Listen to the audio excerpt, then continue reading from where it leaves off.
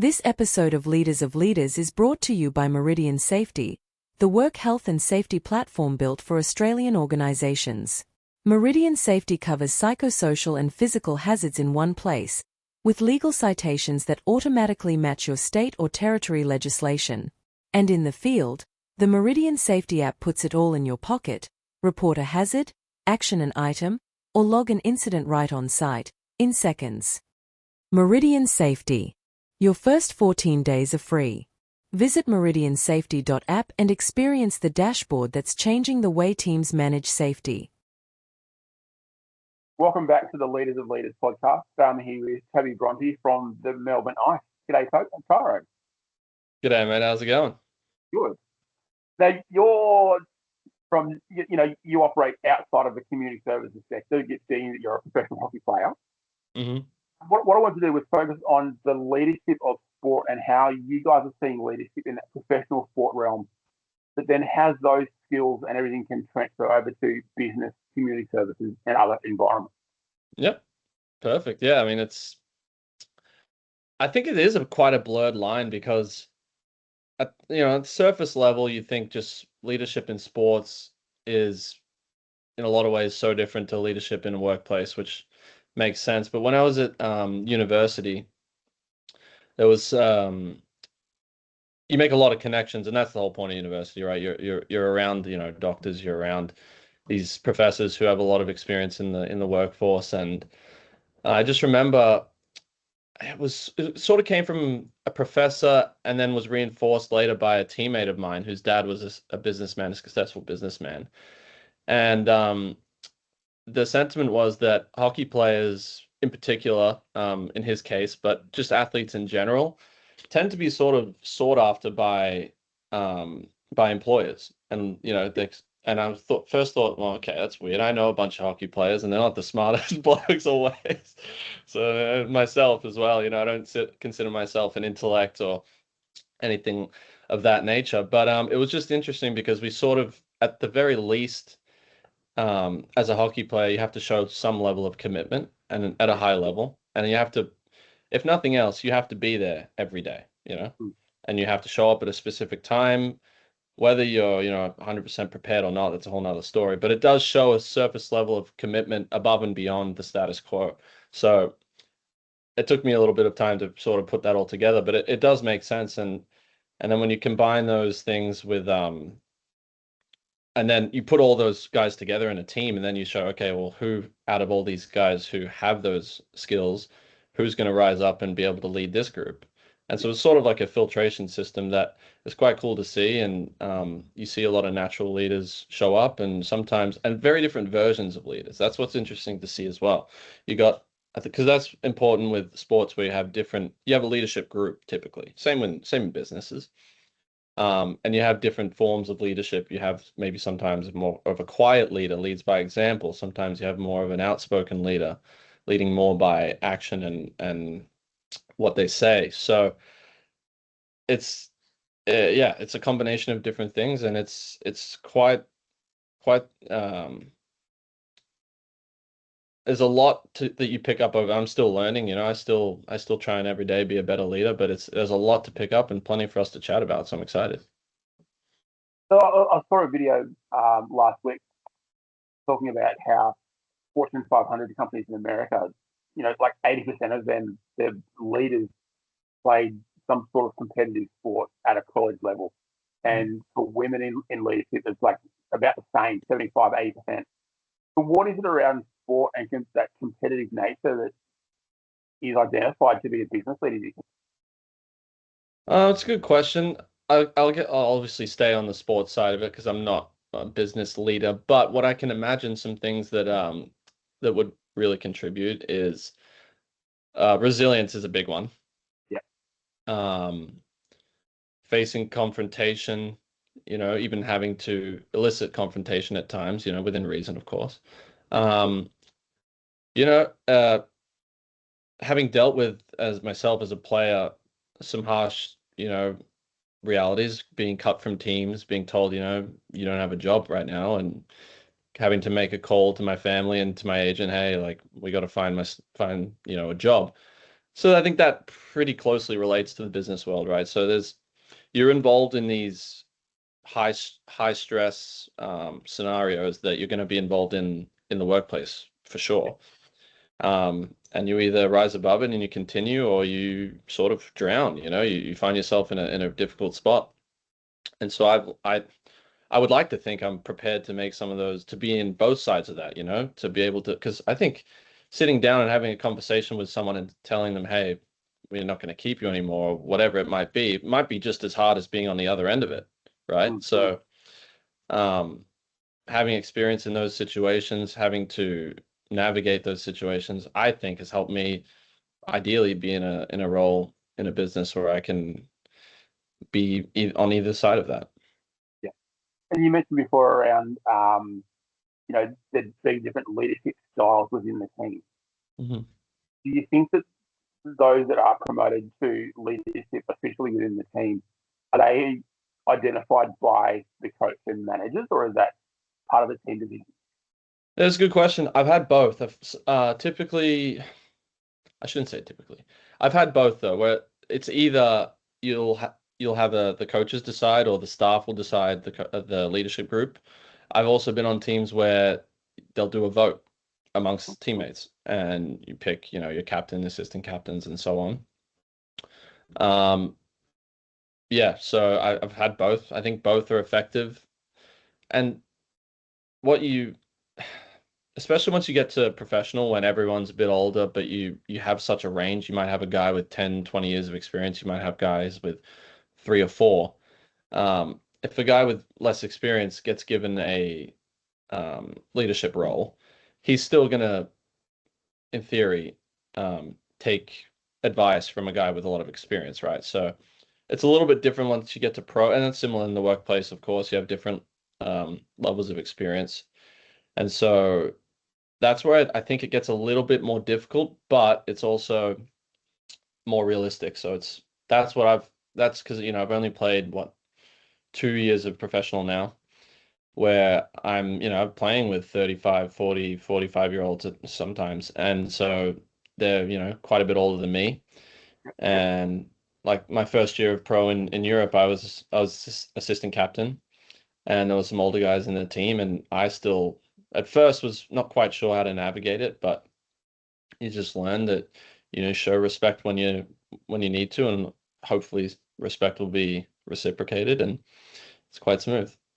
Yeah, cool. And also too, like, given that you were your first year being a pro player, Hmm.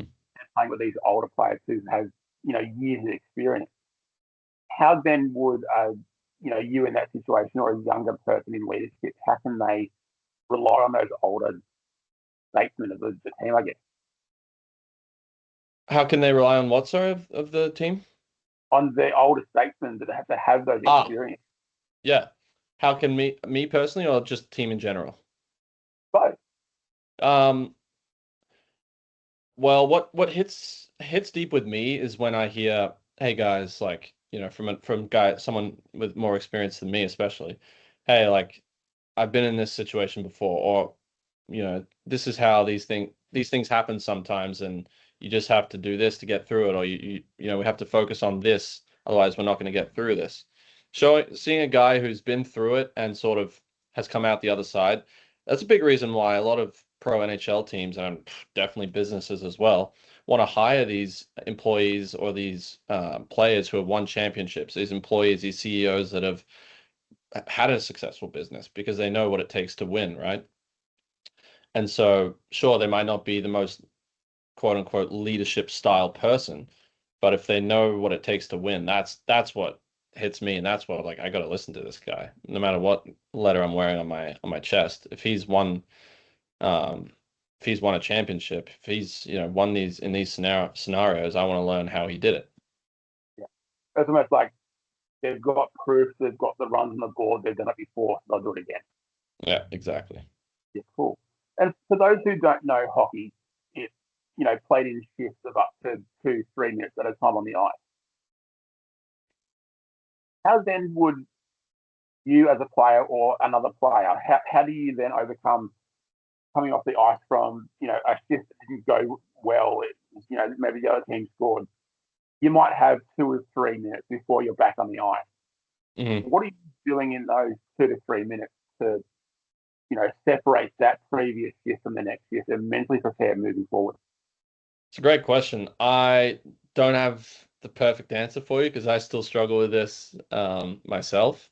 Yeah. I coming off after a bad shift, a lot of focus for me is the next shift has to be better, Yep. right? And that sounds really simple, but in hockey, it's so, like you said, it's shift by shift.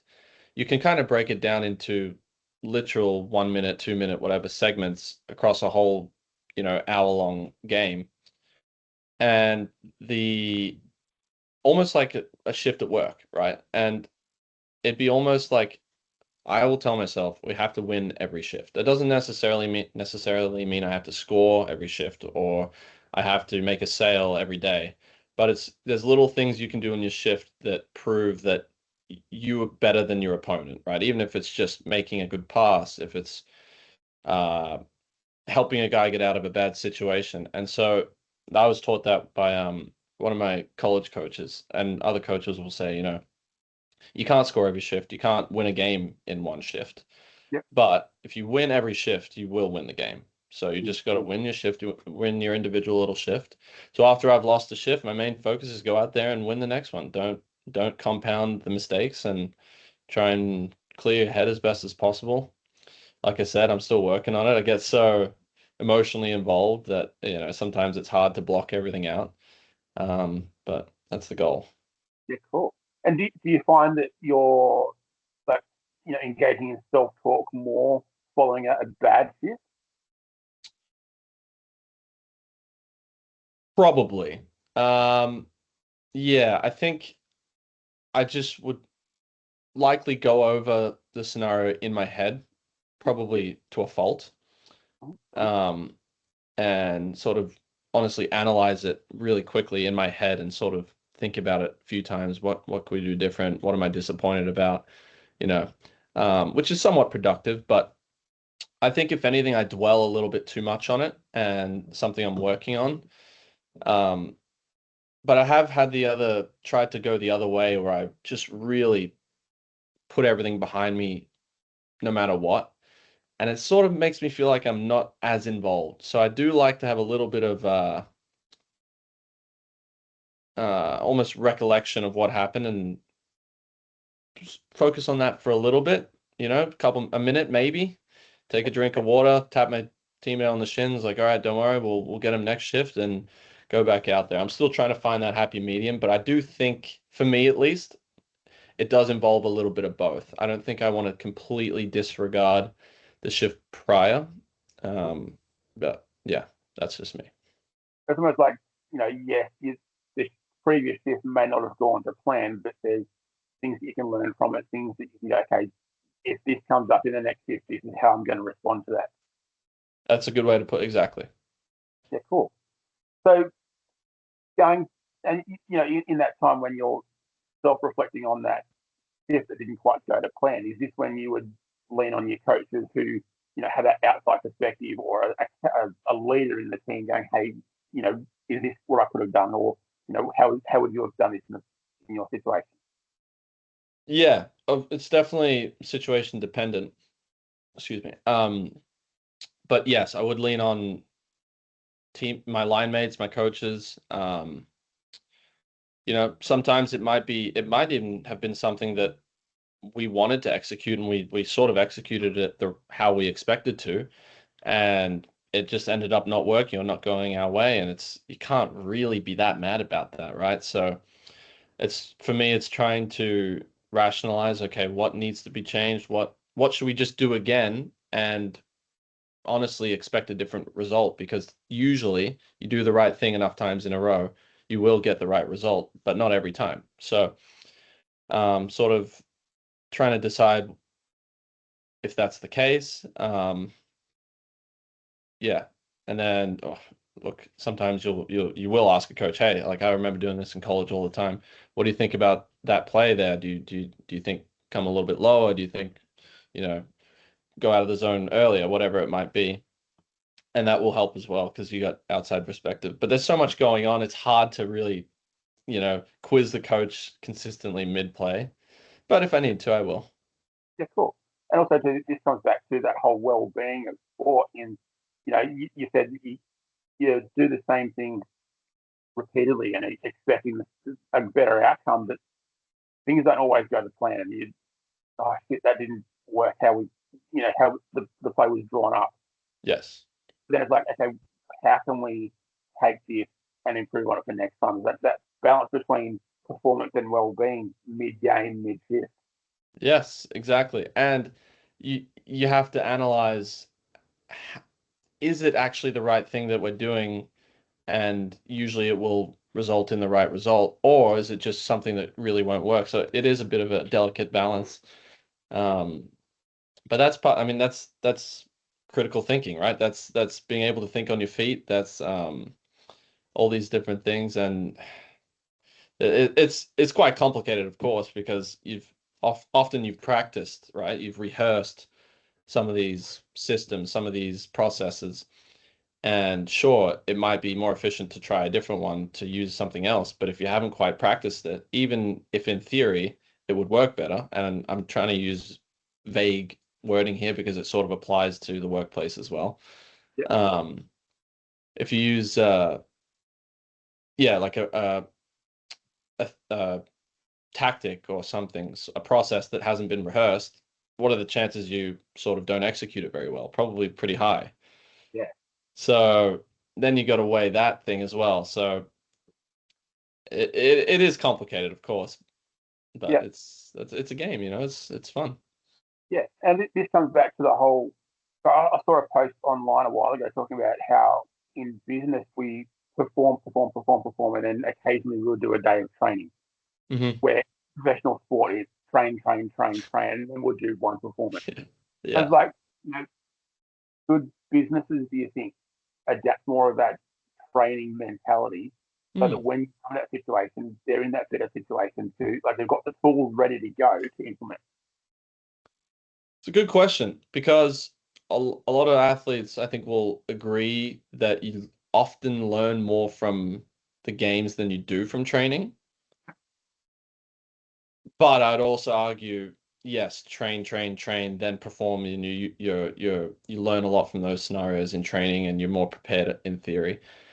Um, Honestly, I think you could probably adapt some of that into the workplace, perform, perform, train, perform, perform, perform, train. I, yeah, I know for me personally, coming from university, NCAA, where it's very rigid schedule, you play about 30 games a year, and those are only on Friday and Saturday, typically. Um, so you'll train Monday, Tuesday, Wednesday, Thursday, 4 days in a row, play Friday, Saturday, day off Sunday, and rinse and repeat, essentially for 4 months, 5 months, whatever it is. The professional setting is a little bit different. You play about double the games. So if you double the games in similar amount of time, you obviously can't train as much. So that's where I actually prefer that, partially because if in a college game, I say I make a mistake on a Saturday, or didn't quite execute something I wanted to execute on either game, Friday or Saturday. Then I have to train Monday, Tuesday, Wednesday, Thursday before I can get to another game to sort of get that out of my head and focus on, what's next, the next game. Whereas in professional, you can't even worry about what happened last game because before you can even think about it, you're already on the ice playing another game and experiencing it all over again. So You probably miss the first period of the next game anyway. yeah, exactly. Exactly. So, but also in that, pro level, you'd have the morning skates where you could do that soft sort of training, I'm assuming. Hmm. Yep. Yeah, yeah. That's a big part of it. We always, at least last year in Florida where I was playing, almost always skate in the morning before the game. Then you got, skate for about 45 minutes, and then you got about, I don't know, 8 hours or so. Do your thing, get your routine in there.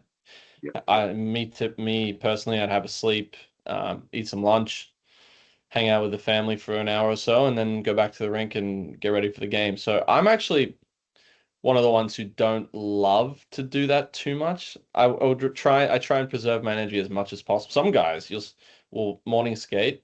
That's the term for it, morning skate. You skate in the morning before the game, and they will go like, I can't think of a non-brash expression, but skate really hard for for 45 minutes an hour, which is like, to me, I'm like, 20 minutes, get me off the ice. I don't want to think about hockey. I just want to be with my family, because I get a little bit overwhelmed if I'm thinking about hockey too much, thinking about I stress myself out.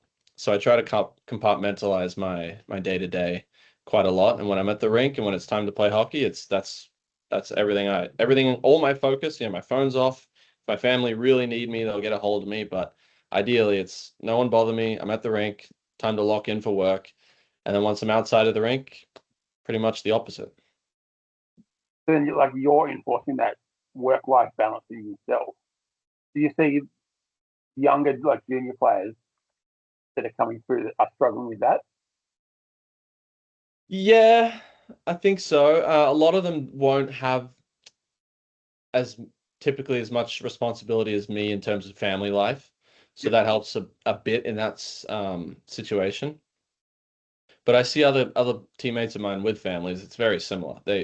It's not that we don't want to be at the rink, we don't want to focus on work at all, but there's a time and a place for either, and you have to prioritize family, of course. So what I do think though is the younger guys are seeing that dichotomy, that balance we try to have between family and work.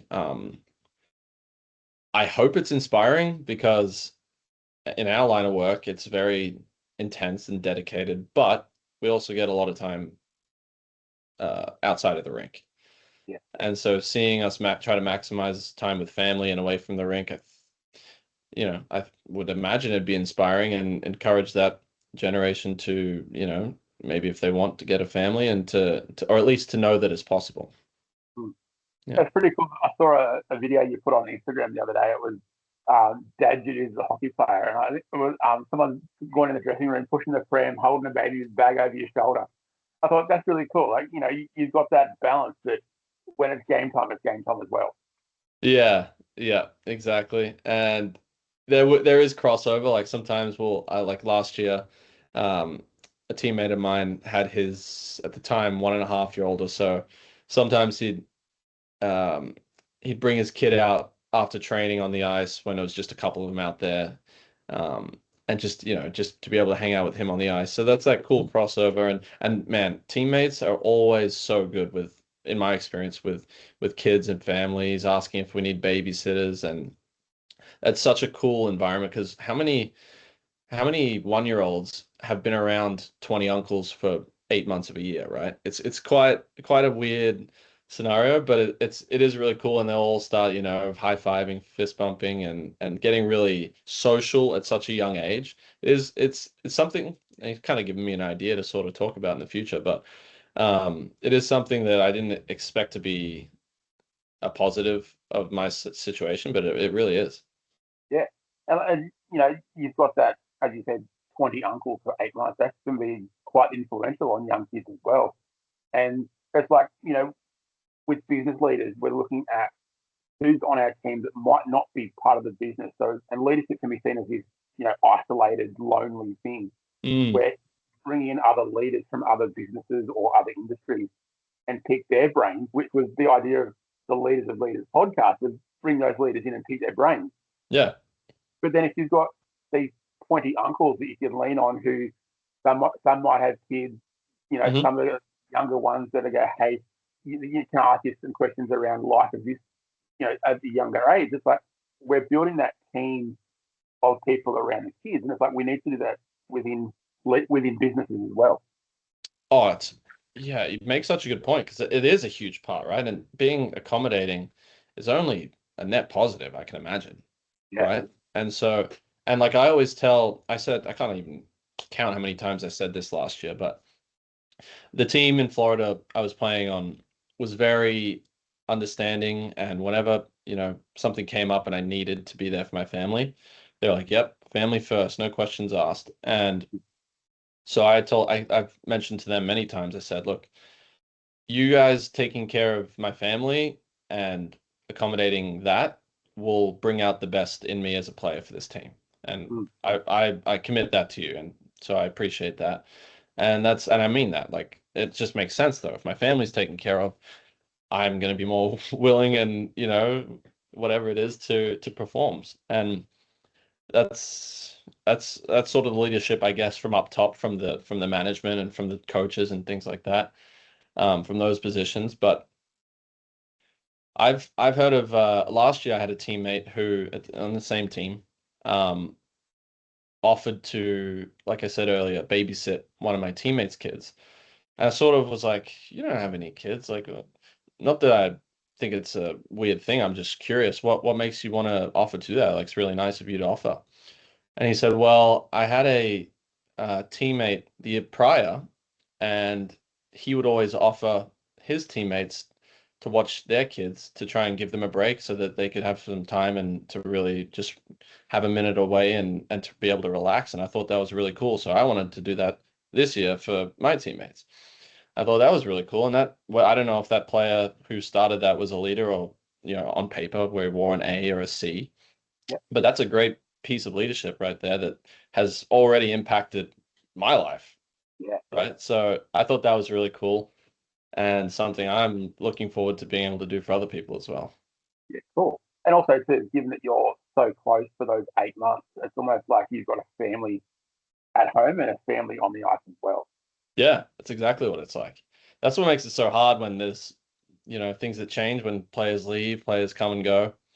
It's, I would, it is really tightly knit. And so it's hard when things change, but it's so rewarding when you get to spend that much time and the girls all get to be together and the babies. And it's such a cool environment. Yeah, awesome. All right. Well, Tyrone, I've got a question that's been left by the previous guest, not knowing who it was being left for. Okay. And the question that's been left for you is, what's something that you've changed your mind about that you once felt certain of?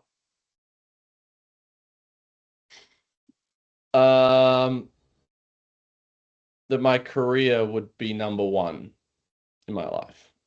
Yep. My de facto faith in my life has always been number one, but beneath that, I always thought hockey would be number one. My career would be number one, and slowly but surely, it keeps getting knocked down in a good way. Like, it's still such a priority in my life, but there's my capacity to have things highly prioritized in my life has just grown. So it's not like hockey's fallen down. There's just been things that have gone above and beyond what I even imagined was possible for me to value in family. And so yeah, it would be that. Yeah, cool. And I'm assuming too, like, some of those things might come in that are a higher priority than hockey, but they're only there for a couple of months and they're out again. But then you've got Yes. these other things that are like families and kids, they go above hockey and stay there. Yes. And the sneaky underrated part about that is quite cool is that it's actually given me, I think, more of a capacity to be a good hockey player because it's not sort of stretching out it's not, my whole life now doesn't revolve around hockey, which it sort of stretches my ability quite thin. I think now it's compacted, and when it's time for hockey, that's all my focus is about hockey, you know? And I can't really elaborate it better than that, but I think you sort of get the idea. It's more isolated. My focus is more isolated on hockey when it's time for hockey, and when it's not, it's not. Yeah, awesome. Well, Tyrone, thanks for your time today, mate. If anyone wants to get involved in hockey, check out the AIHL. Season's about to finish, but the final series coming up at the end of the month. Go But Melbourne Ice. if you're interested in hockey, jump on it. I'm a massive fan. But mate, thanks for your time today, and hopefully I'll see you at the game soon. Thank you very much, man. You've been awesome. Thanks, mate. This episode of Leaders is brought to you by Meridian Safety. Meridian Safety is the work health and safety management system built specifically for Australian organisations, covering both psychosocial and physical hazards, all in one place. A hazard register. risk assessments, control measures, corrective actions, worker consultation records, incident reporting, and legal citations that automatically match the right state or territory legislation, including Victoria's own OHS Act and regulations. But here's what sets it apart. The Meridian Safety app is the field companion to the full platform, built for the moments your team is standing on site, phone in hand. Not sitting at a desk. Spot a hazard? Report it instantly, psychosocial or physical, with the right category and legal reference attached automatically. Got an action assigned to you? Open My Actions, start it, and mark it complete. No computer required. Something goes wrong? Report the incident or near miss while the details are still fresh. And for admins and managers, log worker consultations on the spot, the moment they happen. Meridian Safety. Safety management that keeps up with your team, wherever the job takes them.